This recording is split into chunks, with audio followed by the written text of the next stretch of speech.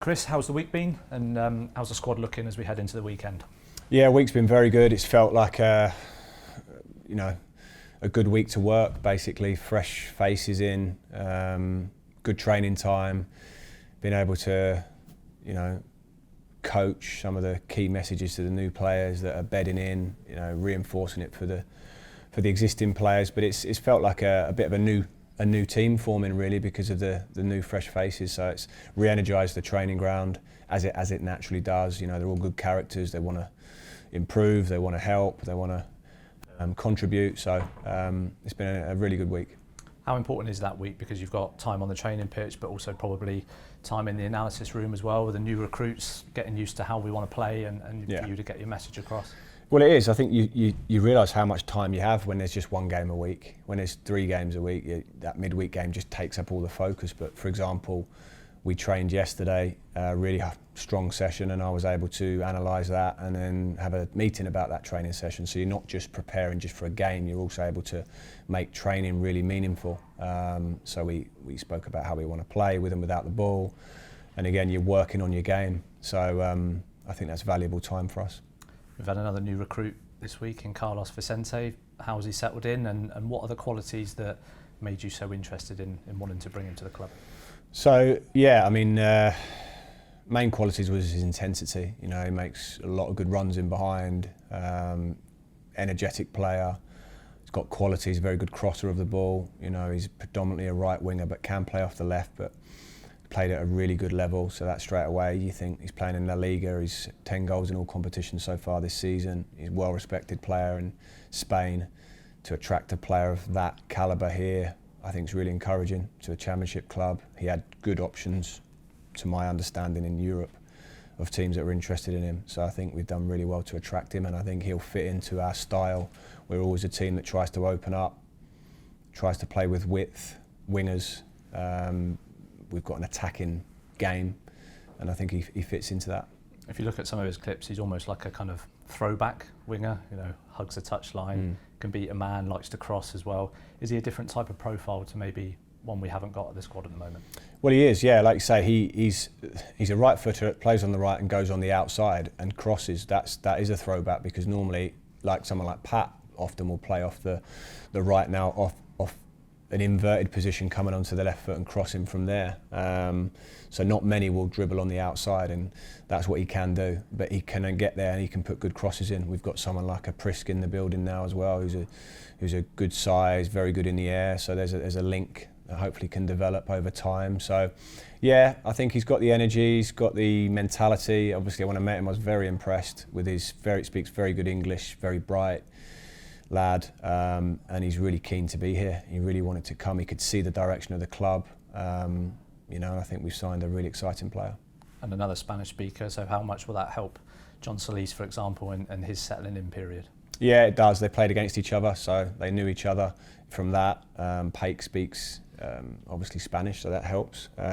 So yeah, definitely that helps, that adaptation side of things. And I think when there's been 5 new players that have come in, they kind of come in at the same time and follow that same path, so they gravitate towards each other a little bit, and they can make, meet their new teammates. So, but we've got a good group. They've welcomed them well. There does seem to be a freshness around now. Some players have left. It was needed. Some players have refreshed the squad. So we're in a good position now for the next push.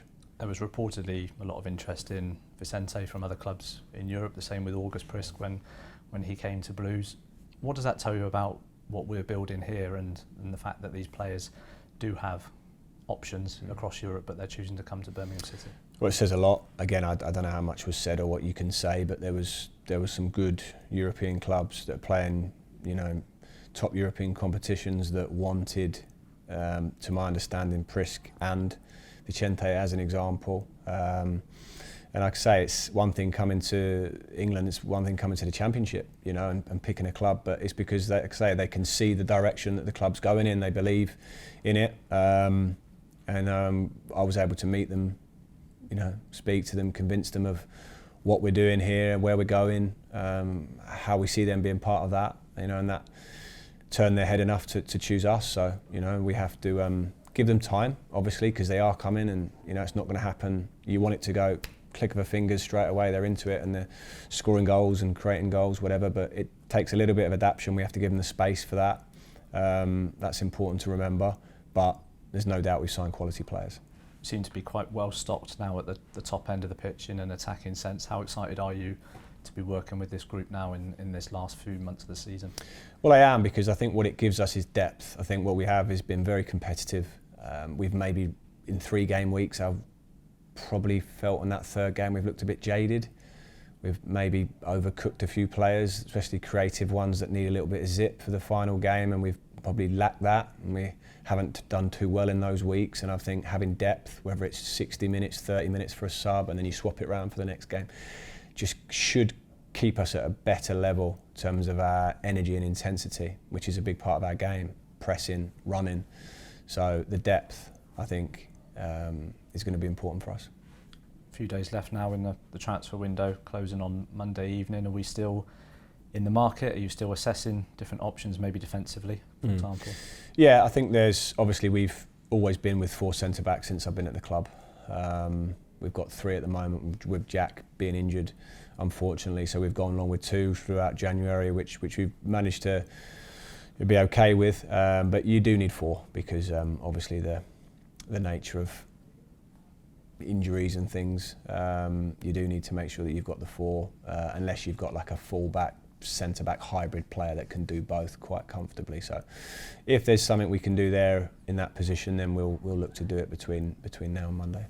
Away from home this weekend, Chris, how important was that, the win against Sheffield Wednesday recently, and how important is it now to back that up this weekend? Yeah, it was very important. I think it was a good win, clean sheet.